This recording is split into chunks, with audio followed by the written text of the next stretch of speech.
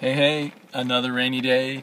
Some more Batman books. It's pretty amazing. I don't even get all the Bat books, and it seems like I'm getting 3 a week, Bat-related books. It's kind of exciting to see DC trying a bunch of new things, but using the Bat books as kind of a vehicle for it.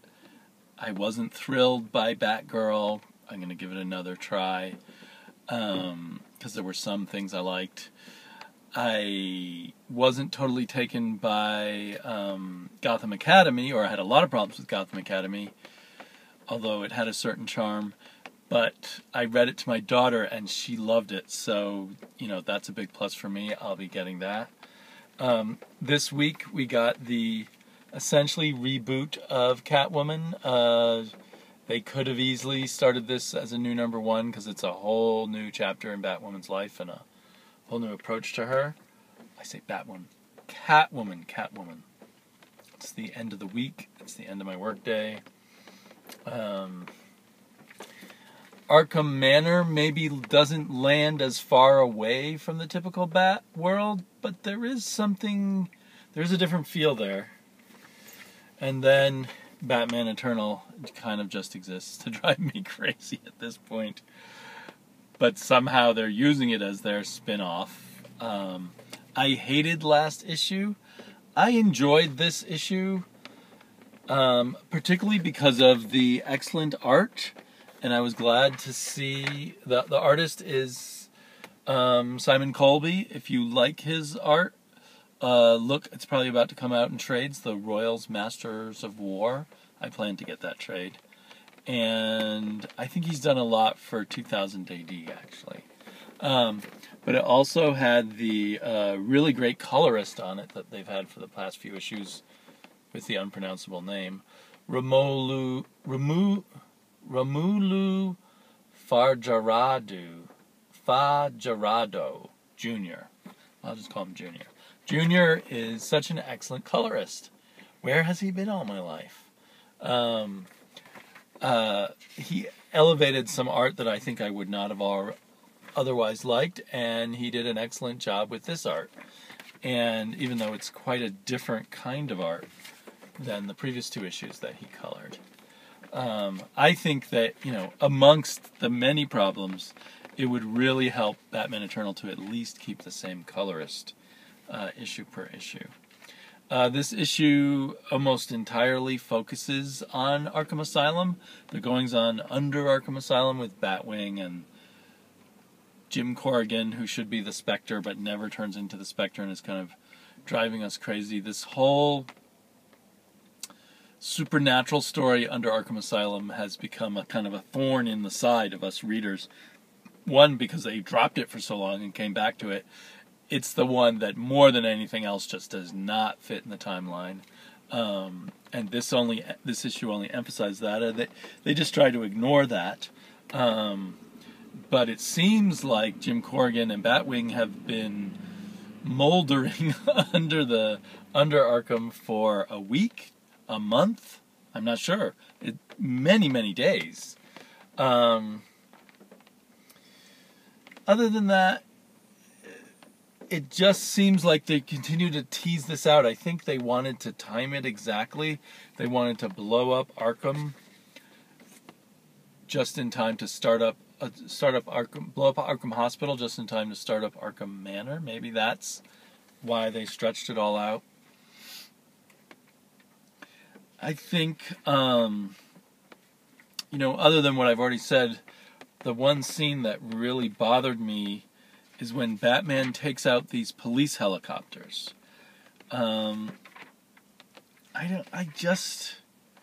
He assumed the police were gonna gun down lots of civilians. I wasn't clear what those civilians were doing. Was it a riot in progress? I suppose we're supposed to think that somehow the police in the helicopters are okay. Just having Batman fire on police helicopters and where he gets this tech, I can't even tell where it's coming from. It just felt kind of random to me. I don't know why. Really nicely drawn. They should start up. They should put Simon Colby on one of their regular Bat books. If the artist on Arkham Asylum leaves, he'd be really great for that. I mean, look at that picture. An artist really, really helps a mediocre story. You know, so there you are as a another one of these odd episodes, or odd, they're not even episodes, odd little bits of the whole Batman Eternal thing. This wasn't bad, but I remain unconvinced by Batman Eternal at this point.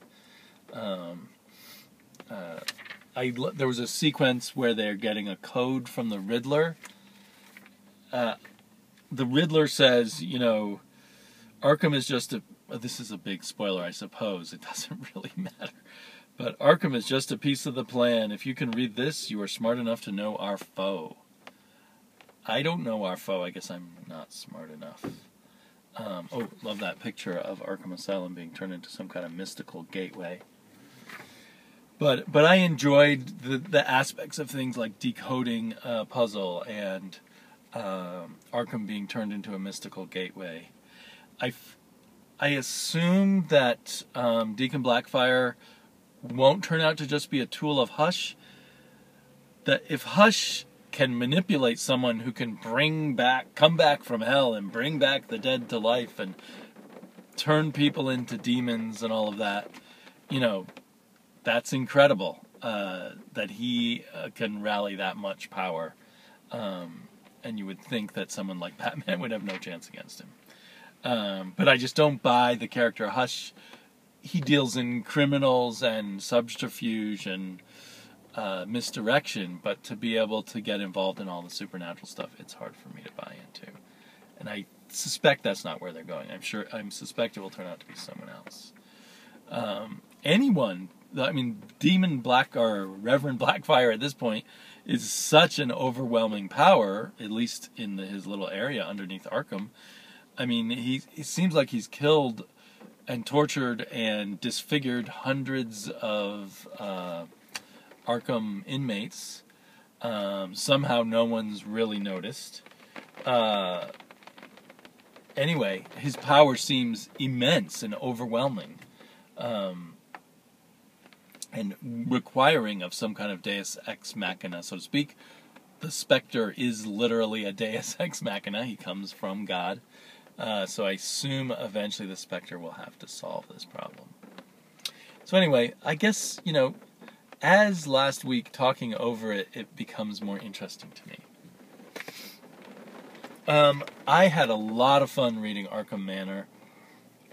It feels like a cheat continuity-wise, and that they try to make it part of the continuity just makes it frustrating. I think if you just read this as kind of a Batman story that exists on its own at a time when for some reason it made sense to let Wayne Manor become Arkham Manor, and then buy into the idea that Batman's going to disguise himself as a crazy person to solve a mystery by going into Arkham. That's a really cool idea. It's a fun read. It doesn't fit in at all with the continuity. They should not try to make us think about continuity in all these things. I mean, Batman is also off in some kind of super bat suit in Apocalypse. Plus, he's, trying to get a whole control of Gotham that's completely in chaos. It says this happens after issue 30 of Batman Eternal. So they timed the release a little bit wrong, but this is issue 29. I assume by the end of issue 30, Batman's not going to have so much control over over Gotham, and have solved all his other mysteries that he has time to solve the smaller mystery of a single murder in an asylum. Not that solving a murder, that's a great thing for Batman to do, so I'm completely happy to read this. Just irritated. The artist in here, I think his name is Crystal. Where are the credits? There are the credits. Sean Crystal. His art is a little bit like Scalera, who did a fill-in issue with Duggan, who is the writer here, did a fill-in issue of the regular Batman. It's a little bit, it's like Scalera's style is a little bit Mad Magazine, a little bit, just a touch. And Scalera's style goes, Crystal's style goes even further. There's even more of a feeling of satiricalness just to the way he draws. He gives Batman a huge chin. A lot of the time Batman looks a little crazed. But that's kind of cool. It really fits this story. I really enjoyed the art. Really good coloring. Again, I guess it's boring me always talking about when the colors... There's a lot of good colorists out there. When it's not a good colorist now, I really notice it. And I guess I've mentioned in other videos, but it's interesting as coloring... I think coloring has really... a lot of colorists have really mastered the possibilities of digital coloring. At first there was a lot of ugly stuff. But now a colorist can really improve a book or really ruin it, and in the most of the history of comics the colorists were pretty standard, and it would be kind of rare for coloring to ruin a book or to drastically change how you experience the book, but now that's very true. So this colorist is Dave McCaig. I think I've seen that name before, but he and artist Sean Crystal go really well together. You know, a danger in any Bat book is that it's just all dark colors, and they keep a kind of dark, grim palette, but make it very visual, and it never gets muddled, or you don't lose any details in the darkness. They're dark images that really pop out. Yeah, so, great book. Great, fun book. A great, fun book. Look at that crazy-looking Batman there. Whoops. You know, that's the perfect example of how it's a little bit pushed towards the satirical, wacky side. I hope that DC continues this direction of embracing all different styles. For me, it's really fun. They need to keep the writing at a tip-top level. They've got lots of good artists to work with. Yeah, Jerry Duggan seems the right writer for this. He plays on the fact that this is, Batman's going to solve a crime in the house where he grew up, and they play with that. I hope they continue to mine that. I think that's very rich material if done right. It might be that the satirical art style works a little bit against that more psychological, sentimental side of possibilities of this story. We'll see. But I'm on Arkham Asylum. I'm on the fence about Catwoman. I got the variant cover. It's a really nice cover. I guess Jay Lee, looks like from solicits, Jay Lee will be doing the main covers for these for quite a while. He seems like a good choice for Catwoman. I'm a little burnt out on Jay Lee, but so I chose this cover, which is very cool. I don't know who did it. Again, with the art, with the coloring, Lee Lowridge, who is a colorist that I've noticed, I want to say in some image books. Maybe he or she is the colorist in Deadly Class, is that right? Or some other Rick Remender book? But I really noticed how the colors brought me in and through the pictures. The artist is quite good in this kind of inky, sketchy style, and I enjoyed that quite a bit. So, and I can't decide if I like the idea of Selina Kyle becoming the leader of all the gangs in Gotham. Seeing it on paper, it takes away most of her regular Catwoman attributes. She's not a cat burglar hanging from the rooftops and playing tricks and doing all that kind of stuff. Maybe they'll find a way to bring that back in. But it's more like this. Well, they very directly compare her to Queen Elizabeth with lots of quotes from Queen Elizabeth and lots of references to Queen Elizabeth. It's like this story of, you know, a queen who's trying to take over a kingdom or something. And as that seems like it could be interesting, I felt a little bogged down, my interest kept moving away. There's some other great artwork. It's great when these artists really play with Gotham, and this artist, I think, is quite good at that, kind of an impressionistic city. Lots of penthouse scenes and all of that. That's quite nice. So this writer, as far as I understand, it's her first time writing comics. And as you might expect from someone who has been a novelist, she's a bit too wordy. And more than that, she seems to go for these sentences that for me are kind of hard to track. And there's a certain kind of writer that is more common in prose and novels who does a certain kind of poetical writing where they turn the sentences around a bit and the clauses don't always follow in, for me, what is a natural way. And I kept getting bumped out of that. Not too often in the dialogue, but there's a lot of caption boxes.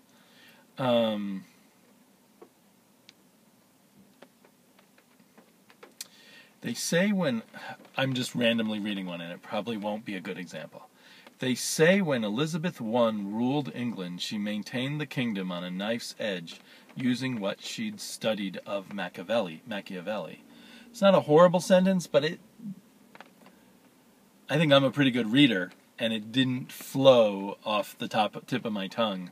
And elsewhere in here I noticed other sentences that I would get hung up on. And maybe that's just me as someone who, you know, has partially made his living writing sentences or editing sentences, that it bothered me in a way that it might not bother other people.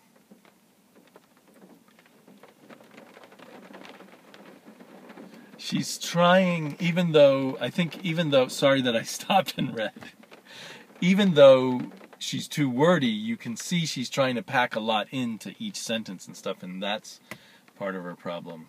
My cousin, Antonia Calabrese, who likes being my bodyguard more than sitting in the corner. There's nothing wrong with these sentences, but yeah, it's kind of ironic to me that she's a prose writer because I get stuck on the language. I get stuck on the sentences. And to me, a good writer, when they have their poetic moments, catches you up in them. They don't stop you with them, if you will. And if someone tries too hard to be poetic all the time, and it may just be a mode of writing that's not to my taste. And I would take a while to find, the dialogue felt odd to me too. Not quite as much as the captions. Anyway, so I think the upshot is I'll probably try another issue, assuming my load of comics isn't too heavy. If it is, and I can't afford the next issue, I don't think I'd feel too bad about it. It might be something to read in trade, although given its density, in a way, it's good as a monthly, I think. I think the things that are more decompressed ask to be read in a trade, where you need to read a lot of issues in a row to feel like you're getting a story. So I appreciate the fading away of decompression. A lot, Batwoman and Batgirl and Gotham Academy were very dense. This is pretty dense. Arkham Manor isn't as dense, but it's not super stretched out or anything. There's a good amount of stuff here. So I think that's a real good trend in comics, not just Batman comics. Anyway, look at that. I've talked for 20 minutes. I can't believe it. It felt like 5. I thought I didn't even have that much to say about these books. So, all of you guys who are discussing Bat books online, I look forward to your videos. I've seen a few of them already, Mr. Bat Josh. And I will talk to you later. Bye-bye.